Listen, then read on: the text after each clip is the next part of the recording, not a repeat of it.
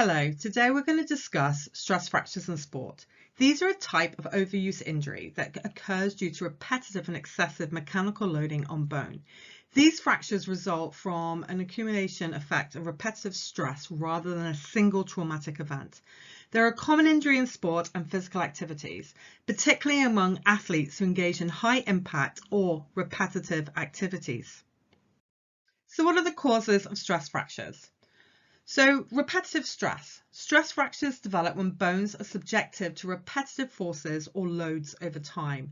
These forces are typically beyond what the bone can handle and will lead to microscopic damage.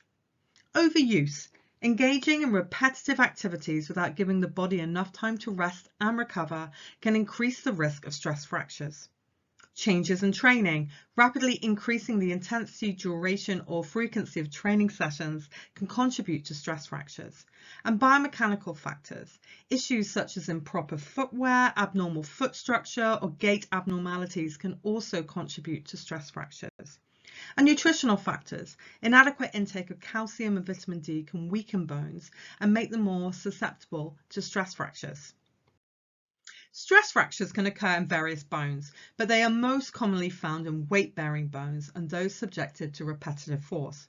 Common sites include the tibia, metatarsals, the fibula, the femur, and bones of the lower back.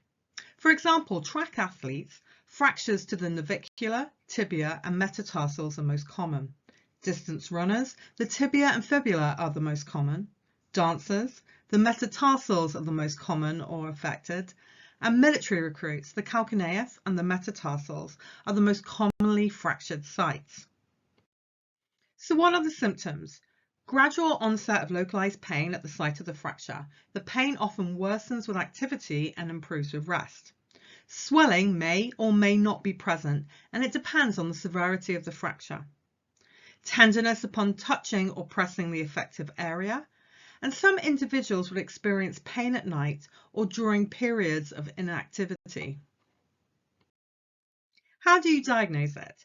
So you can perform a clinical evaluation where you can assess the patient's medical history, perform a physical examination and ask about the onset and nature of pain.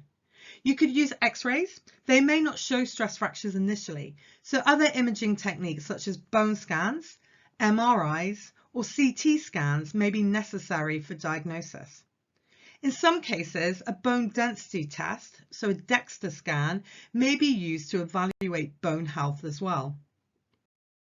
So in summary, stress fractures can be painful and require prompt diagnosis and treatment to prevent complications and ensure that the athlete has a full recovery.